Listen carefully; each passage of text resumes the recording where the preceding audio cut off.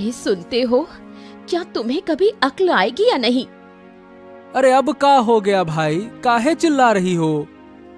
चिल्लाऊं नहीं तो क्या करूं? इस बारिश में जब सब लोग धान की खेती करते हैं, तुम तरबूज की खेती कर रहे हो।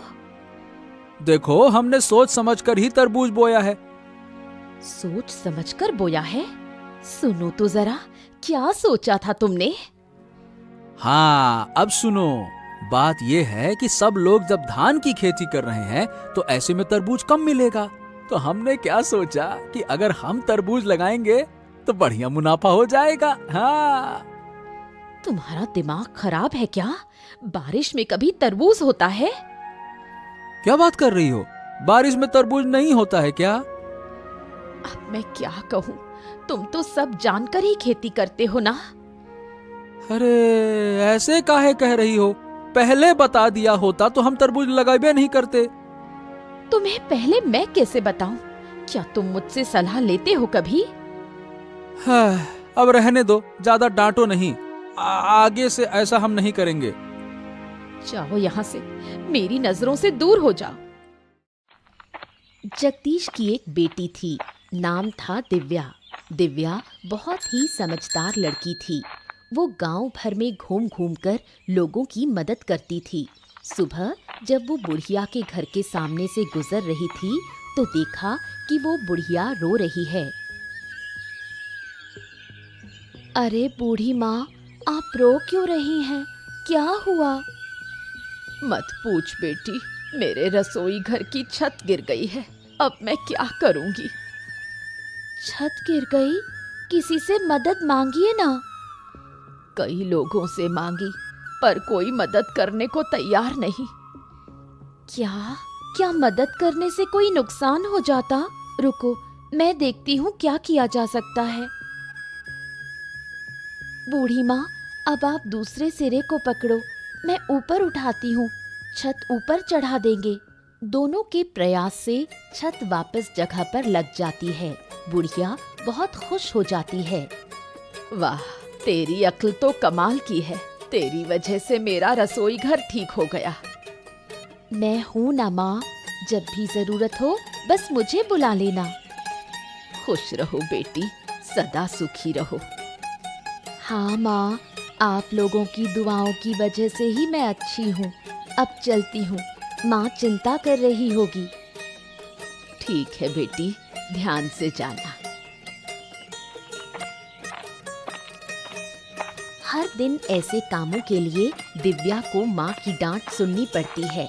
आज भी कुछ अलग नहीं हुआ। ठहर जा, वहीं खड़ी रह। बता, कहाँ गई थी तू पूरे दिन? माँ, मैं थोड़ी देर गांव में घूमने गई थी। तुम जानती हो, मैं घर पर ज्यादा नहीं रहती। यही तो पूछ रही हूँ कि तू घर में क्यों नहीं रहती? क्या तुझे घर का कोई काम नहीं? घर का काम करने के लिए तो आप हो ही। मैं तो गांव वालों के काम में मदद करती हूँ। गांव वालों के काम करके तुझे क्या मिलता है? माँ, मुझे उनका प्यार और आशीर्वाद मिलता है। लोगों की मदद करने से बहुत सुकून मिलता है। बस कर, छोटी सी उम्र में इतनी बड़ी बड़ी बातें। अभी 15 साल की है और बात करती है जैसे 80 की बुढ़िया हो। रहने दो माँ, आज मत डांटो ना। तेरे बाप बेटी को लेकर मैं बहुत परेशान हूँ। एक है बहुत बेवकूफ, दूसरा बहुत चालाक। जरूर पापा ने फिर कोई बेवकूफी की है, उसी का गुस्सा मुझ पर निकाल रही हो। क्या करूं मैं? तू खुद देख घर की हालत। गांव के इतने लोगों की समस्या हल कर दी, अब तक पापा को ठीक नहीं कर पाई। क्या कहूँ, मेरी तो किस्मत ही फूटी है, तभी तो तेरे बाप के घर आई। अच्छा, अब मुझे खाना दो, बहुत भूख लगी है। दिव्या कभी अपनी माँ की बातों को गंभीरता से नहीं लेती। उसे गांव के अच्छे कामों में ही सुकून मिलता है।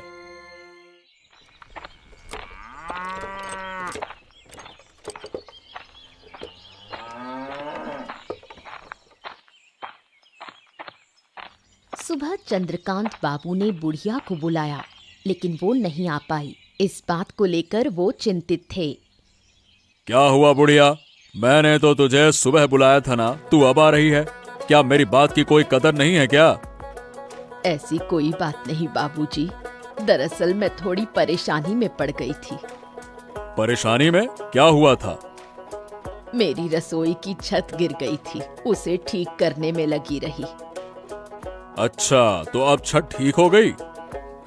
हाँ हाँ हाँ, हो गई। मैंने बहुतों से मदद मांगी, लेकिन किसी ने नहीं की। तो फिर तूने अकेले ठीक की? नहीं बाबूजी, मैं अकेले नहीं कर पाई। जगदीश की बेटी ने मदद की। वही छोटी सी लड़की जो दिन भर गांव में घूमती रहती है? हाँ बाबूजी, वो छोटी जरूर है, लेकिन बहुत समझदार है। गांव के लोगों की बहुत मदद करती है। ऐसा है क्या? बिल्कुल, उसके जैसा कोई और बच्चा इस गांव में नहीं। अच्छा लगा सुनकर। कभी उसकी समझदारी की भी परीक्षा लूंगा मैं। जरूर देखिए, बच्ची बहुत तेज है। जहाँ भी जाती है समाधान लेकर ही लौटती है। बुढ़िया की बात सुनकर चंद्रकांत बाबू को ईर्ष्या होती है। उसे अपनी बेटी देवांशी दिव्या के सामने बहुत छोटी लगने लगती है।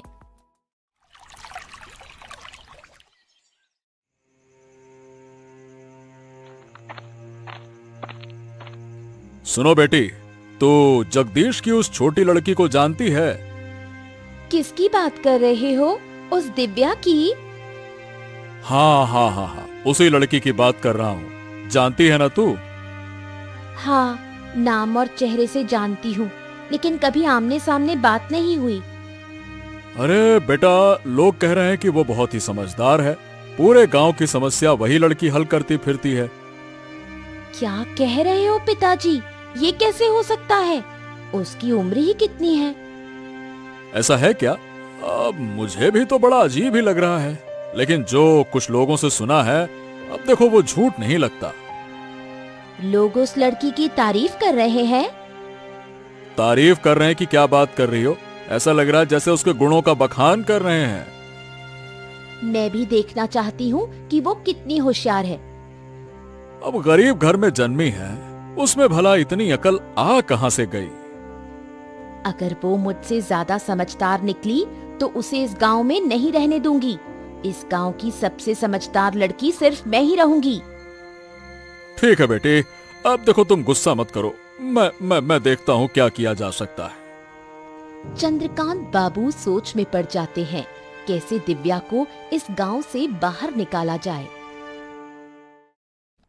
2 दिन बाद की बात है।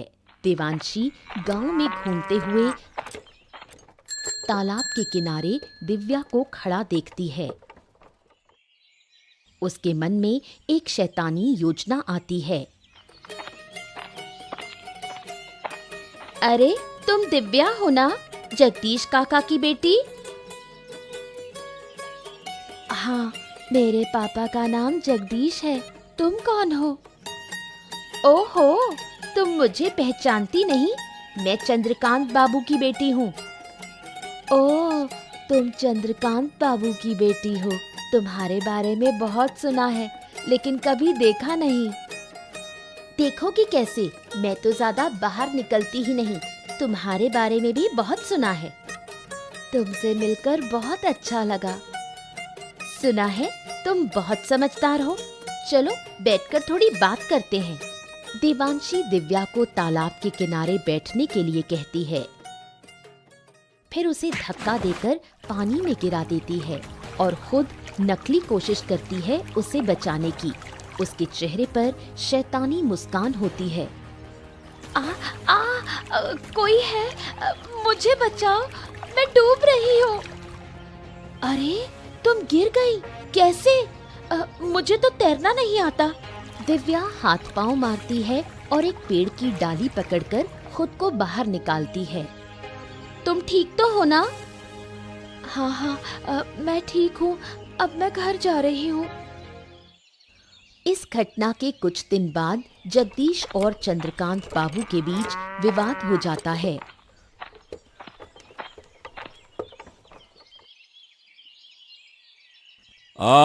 क्या हाल है जगदीश? कैसे जा रहे हैं तुम्हारे दिन? अरे आपके आशीर्वाद से सब ठीक चल रहा है बाबू, पर आप अचानक से हमारे घर में क्या हो गया? देखो, मुझे जमीन की जरूरत है, उसी सिलसिले में बात करने आया हूँ।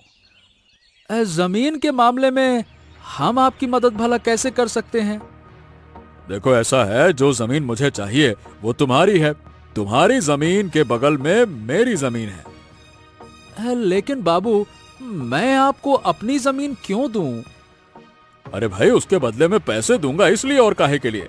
मुझे तुम्हारी जमीन की सख्त जरूरत है। लेकिन मेरे पापा आपको जमीन क्यों देंगे? वो जमीन बेचने वाली नहीं है। अरे तू बीच में काहे बोल रही है? तुझे क्या समझ है इन बातों की? ये बड़े लोगों की बात है। तू चुप रह। जगदीश, तेरी बेटी मेरा अपमान कर रही है। हैं? अपमान?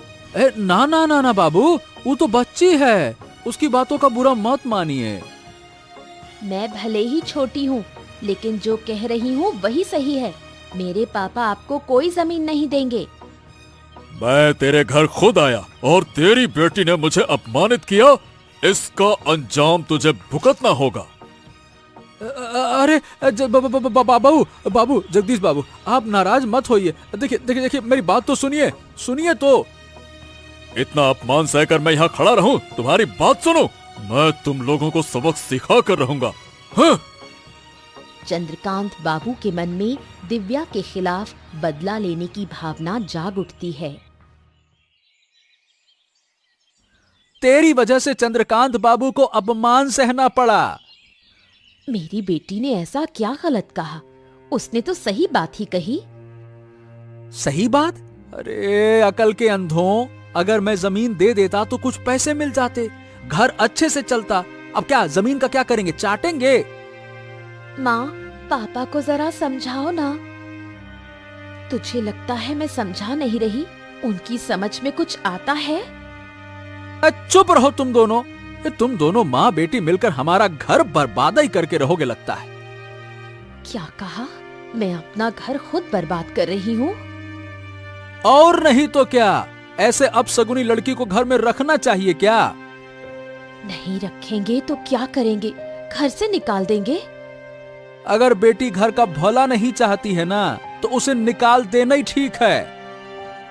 अगर मेरे होने से इतनी परेशानी है तो मैं ही घर छोड़कर जा रही हूँ। अरे हाँ हाँ, जा जा जा। वैसे भी तुझसे कोई काम वाम तो होता नहीं है, बस मुंह चलाती है पटर पटर पटर। अरे जा जा, चली जाएगी तो अच्छा ही रहेगा, जा। जगदीश की बातों से दुखी होकर दिव्या गांव छोड़ने का फैसला करती है। बेटी के जाने का दृश्य आरती सहन नहीं कर पाती। वो चुपचाप आंसू बहाती है। माँ, रो मत, मुझे बिल्कुल अच्छा नहीं लग रहा। तू हमें छोड़कर चली जाएगी और मैं रोऊंगी नहीं। क्या मुझे दर्द नहीं होता? अगर आपको सच में दर्द होता तो आप पापा को पहले ही सुधारती। तू जानती है, तेरे पापा समझदार नहीं है, वो थोड़े भोले हैं। पापा भी जानते हैं कि वो भोले हैं, फिर भी मुझे क्यों डांटा? वो समझ नहीं पाए, तू बुरा मत मान। माँ, मैंने फैसला कर लिया है, मैं इस गांव में अब नहीं रहूंगी। हमें छोड़कर तू कहाँ जाएगी? कैसे रहेगी? क्या हमें तेरी चिंता नहीं होगी? चिंता का कोई फायदा नहीं माँ, मैं अपना रास्ता खुद बना लूंगी, मैं ठीक रहूंगी। मत जा बेटी, मत जा, मुझे छोड़कर मत जा, मैं तेरी माँ हूँ। एक दिन लौट कर आऊंगी माँ, और तेरे सारे दुख दूर कर दूंगी। तू आएगी तो मेरा दुख और बढ़ेगा, ये तू समझ नहीं पा रही। माँ, मैं जानती हूँ संतान को खोने का दर्द क्या होता है, लेकिन मुझे जाना ही होगा, मुझे मत रोको। सुन बेटी, मत जा, लौट आ। कई साल बीत जाते हैं। चंद्रकांत बाबू जगदीश को बेवकूफ बनाकर उसकी सारी जमीन धीरे धीरे हड़प लेते हैं। देखो जगदीश, अब तुम्हारे पास कोई जमीन बाकी नहीं बची है। तुम सारी जमीन हमें बेच चुके हो। अब क्या कहें बाबू, बेचते बेचते पूरी जमीन बिक गई, पता ही नहीं चला। अब हमारी जमीनें खत्म हो गई, क्या करें? अरे सुनो तो इसे, ऐसे कह रहा है जैसे पूरे गांव की जमीन ही दे दी हो इसने। अब जब सब कुछ बेच ही दिया है तो आप फिर मेरे पास क्यों आए हैं? क्या सब कुछ? अरे भाई, क्या तुम सब कुछ का मतलब समझते हो? अरे बुड़बक, उस सब कुछ में तुम्हारा एक घर भी शामिल है। हैं? ये क्या कह रहे हैं बाबू? मैंने ये घर भी आपको बेच दिया क्या? मुझे तो ऐसा कुछ याद नहीं आ रहा। याद नहीं आ रहा? अरे जरा ध्यान से सोचो, आखिरी बार जब पैसे लिए थे ना, तब कुछ ज्यादा ही लिए थे। याद करो, याद आया ना? याद आया ना? हाँ हाँ, पैसे तो ज्यादा लिए थे, लेकिन जमीन भी तो आपको ज्यादा ही दी थी ना बाबू। हाँ, तो उसी जमीन में एक घर भी शामिल था, समझे? क्या बात कर रहे हैं? तो अभी घर हमको छोड़ना पड़ेगा? बिल्कुल, मैं अपनी जमीन पर तुम्हें क्यों रहने दूं? बिल्कुल नहीं रहने दे सकता। चलो। हैं? लेकिन हम ही घर छोड़ देंगे तो जाएंगे कहाँ बाबू? अरे कहाँ जाएंगे, हम क्या बताएं? अरे जाओ जहां जाना है, फालतू की बात ना करो मुझसे। लेकिन यह घर छोड़ना पड़ेगा तुम्हें, समझ गए? ठीक है बाबू, हमको कुछ दिन का समय दे दीजिए, फिर हम घर खाली कर देंगे। हाँ ठीक है, जल्दी खाली कर देना। जगदीश अब भी कुछ नहीं समझ पाया। चंद्रकांत बाबू उसे देखकर मन ही मन बहुत खुश होता है और उसे कुछ दिन का समय देता है।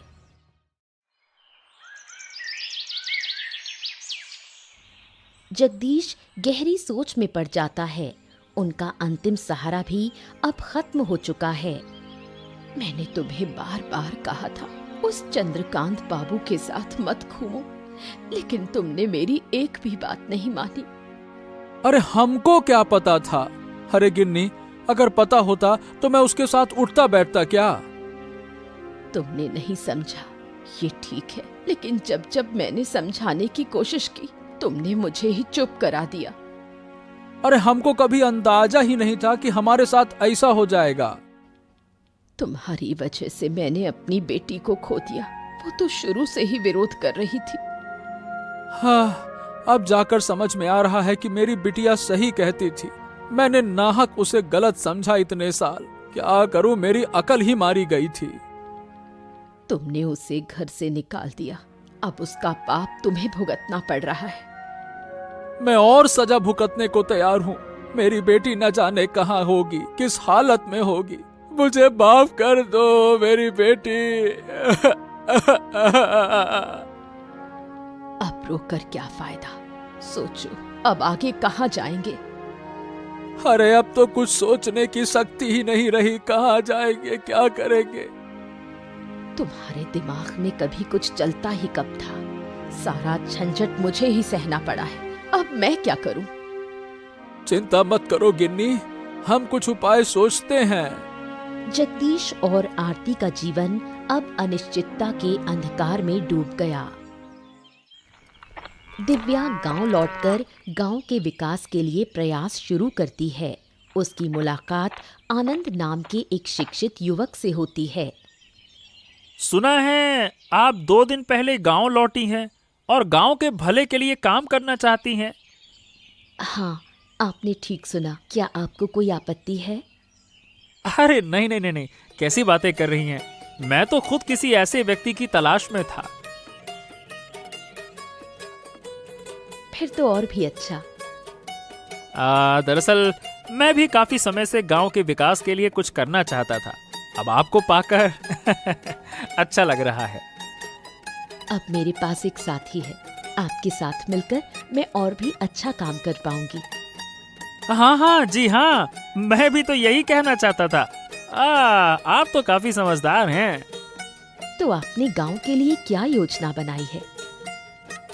वैसे मैंने अभी तक कुछ तय नहीं किया है, पर सोच रहा था कि अनपढ़ किसानों को कृषि के बारे में जागरूक किया जाए। हाँ, ये तो बहुत अच्छा विचार है। मैं भी कुछ ऐसा ही सोच रही थी। क्यों ना गांव के शिक्षित लोगों को साथ लेकर एक संस्था बनाई जाए। अरे ये तो और भी अच्छा होगा। इससे हम किसानों को और अच्छे से समझा पाएंगे। और हमारी संस्था भी आगे बढ़ेगी। तो फिर मैं गांव के शिक्षित लोगों को इकट्ठा करता हूं फिर। हाँ हाँ, जरूर कीजिए। उसके बाद मुझसे संपर्क कीजिए। मैं संस्था की शुरुआत करती हूँ। कई साल बाद जब चंद्रकांत बाबू को दिव्या की वापसी की खबर मिलती है, वो बदले की आग में जल उठता है। अजय, गांव पर ठीक से नजर रख रहा है ना? हाँ बाबू, सब ठीक से देख रहा हूँ। फिर भी तू मुझे ये नहीं बता पाया कि जगदीश की बेटी गांव में संस्था बना रही है। खबर तो मेरे पास भी थी बाबू, सोचा था कि आज ही आपको बताऊंगा। अरे नालायक, इतनी देर कर दी, तब तक तो गांव वाले शिक्षित हो जाएंगे। अरे बाबू, ऐसा थोड़े ना होगा। क्यों नहीं होगा? अरे वो लड़की बहुत चालाक है, बचपन से चालाक है, मैं जानता हूं उसे। अगर उसने किसानों को समझा दिया तो हमारा धंधा चौपट हो जाएगा। अच्छा, तो अब हमें क्या करना चाहिए? उस लड़की को सबक सिखाना होगा। लेकिन कैसे? अरे इसीलिए तो तुझे बुलाया है। अब सोच और कोई ठोस योजना बना, कैसे कैसे कर रहा है। चलिए, तो एक काम करते हैं, उसके संस्था को तहस नहस कर देते हैं। हाँ, ये ठीक है, लेकिन पहले उसके बाप से मिलना होगा। देखना होगा कि वो कुछ करता है या फिर नहीं।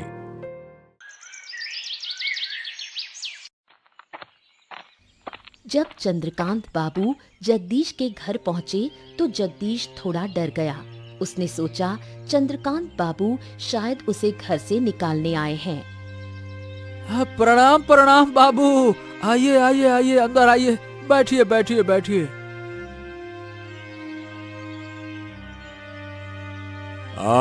आज तुम्हारे घर में बैठने के लिए नहीं आया हूं। देखिए, मैंने आपसे कुछ दिन की मोहलत मांगी थी बाबू। हाँ हाँ, मैं उस बारे में पता करने भी नहीं आया हूँ। मैं तुम्हारी बेटी के बारे में बात करने आया हूँ। हैं? मेरी बेटी के बारे में?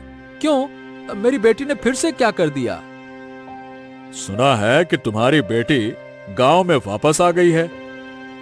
हाँ हाँ हाँ, मेरी बेटी वापस तो आ गई है बाबू। सुना है वो गांव के किसानों के लिए अच्छे काम कर रही है। अब देखिए बाबू, इस बारे में हमको कुछो ना पता। मैं यही बताने आया था कि अपनी बेटी को काबू में रखो, नहीं तो अच्छा नहीं होगा। हाँ बाबू, सही बताएं तो वो क्या कर रही है, हमको इस बात का कोई अंदाजा नहीं है। अंदाजा नहीं है तो क्या हो गया? बेटी को काबू में रखने के लिए अंदाजा जरूरी नहीं होता है। तुम कहो और वो मान जाएगी, बस। क्या कहें बाबू, मेरी बेटी ने तो पहले कभी मेरी बात मानी नहीं, तो अब कैसे मानेगी? वो समस्या मेरी नहीं है, तुम उसके बाप हो और वो तुम्हारी बात मानेगी। मुझे बस तुम्हें सूचना देनी थी, मैंने दे दी। लेकिन बाबू, अगर वो गांव के भले के लिए काम कर रही है तो इसमें समस्या क्या है? हमको ये समझ में नहीं आ रहा। अरे क्या कहें, वो जानने से तुम्हें कोई फायदा नहीं है। अगर सीधी बात है कि उसे नहीं रोका तो वो अपनी जान से हाथ धो बैठेगी। बस कह दिया मैंने। अपनी बेटी की बात सुनकर जगदीश अब मन ही मन ठान लेता है कि वो अपनी बेटी को किसी हाल में नुकसान नहीं होने देगा। गांव भर में जगदीश की बेटी की तारीफ सुनकर जगदीश और आरती गर्व महसूस करते हैं। देखा, मैंने कहा था ना कि हमारी बेटी एक दिन अच्छा काम करेगी, गांव के लोग उसे सम्मान देंगे। हाँ, अब तो मैं भी देख रहा हूँ, लेकिन पहले मुझे यकीन नहीं था। तुम्हारे अविश्वास की वजह से ही वो हमें छोड़कर चली गई थी। तुम्हारी बेटी इतनी समझदार है कि हमें छोड़कर भी सफल होकर लौट आई है। मुझे अपनी बेटी पर कितना गर्व हो रहा है, ये मैं बता नहीं सकती। मुझे भी कम गर्व नहीं है अपनी बिटिया पर। अरे गांव में निकलते ही सब लोग कहते हैं, वो देखो, दिव्या के पापा जा रहे हैं। तो फिर मानते हो कि मेरी बेटी अच्छा काम कर रही है? हाँ, कर तो रही है, लेकिन अब लोग उसे रोकने के लिए उठ खड़े हुए हैं। वो लोग उससे जलते हैं, लेकिन मैं अपनी बेटी को कोई नुकसान नहीं होने दूंगी। अब मैंने भी मन बना लिया है भाग्यवान, जो हमारी बेटी को नुकसान पहुंचाएगा उसको हम छोड़ेंगे नहीं। देखो, चंद्रकांत बाबू का साथ मत देना। मेरी बेटी शुरू से ही सही थी। मैं समझ नहीं पाया ना गिन्नी, यही तो मेरी गलती थी। अब क्या कहें। अब इन बातों को छोड़ो, अब हमें अपनी बेटी को बचाना है। चलो कोई बात नहीं, तुम चिंता न करो, मैं उसे हर हाल में बचाऊंगा। आखिर हमारी बेटी है वो।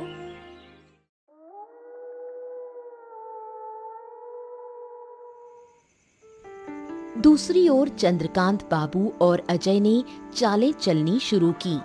सुन अजय, इस बार योजना मजबूत होनी चाहिए। वो लड़की बहुत चालाक है। सिर्फ चालाक नहीं, वो बहुत होशियार भी है। हम कुछ भी करें वो अपनी समझ से बच निकलती है। इसलिए तो कह रहा हूँ, इस बार सख्त तैयारी होगी। तो फिर बताइए बाबू, क्या किया जाए अब? पहले कुछ लोगों को इकट्ठा करो, फिर उसके संस्था को तोड़ डालो।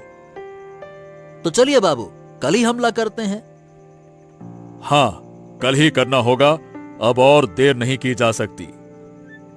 अगर गांव वाले बीच में आ गए तो उन्हें गांव से निकालने की धमकी देंगे। कोई और बीच में फिर नहीं आएगा। लेकिन उस लड़की के साथ हमारे गांव का आनंद भी है, उससे थोड़ा डर लगता है। लोग उसे बहुत मानते हैं। अगर आनंद बीच में आया ना, तो उसे भी खत्म कर देंगे। ठीक है बाबू, ये हुई ना बात। किसी भी हालत में ये काम रुकना नहीं चाहिए, नहीं तो मैं किसानों की जमीन हथिया नहीं पाऊंगा। सुबह होते ही चंद्रकांत बाबू, अजय और उनके लोग सभा घर पहुंचते हैं, हाथों में डंडे और हथियार। ये क्या बाबू, आप लोग यहाँ हथियार लेकर क्यों आए हैं? क्या मकसद है आपका? जो काम तुम लोग कर रहे हो वो गांव के भले के लिए नहीं है। इसे अभी के अभी बंद करो। ये काम गांव के भले के लिए नहीं है, ये आपसे किसने कहा? या फिर ये काम आपके धंधे के लिए खतरा बन गया है? रोज जबान लड़ाती है। अजय, देख क्या रहा है? इस सभा घर को तोड़ डाल, चल। अगर हिम्मत है तो आइए, हम तुम्हारे हाथ तोड़ डालेंगे। अब दिव्या के सामने ढाल बनकर खड़े हो जाते हैं जगदीश। चंद्रकांत बाबू गुस्से में भड़क उठते हैं। खबरदार बाबू, अब तक आपने हमारे परिवार को बहुत नुकसान पहुंचा दिया। अगर आज हमारी बेटी को कुछ हुआ ना, तो आपको हम लटा के ऐसा मारेंगे, क्या कहें फिर। छोड़ दो अब उसको, बहुत हो गया। ए जगदीश, तो भूल रहा है कि तेरा घर अब भी मेरी मुट्ठी में है। ए बाबू, घर वर की कोई जरूरत नहीं है, फालतू की धमकी देना नहीं। और हमारी बेटी को कुछ होना नहीं चाहिए। हाँ। तूने अच्छा नहीं किया। अपने आदमियों को पकड़ो और चुपचाप निकल जाओ, नहीं तो आपको कुचलने में एक पल नहीं लगाऊंगा।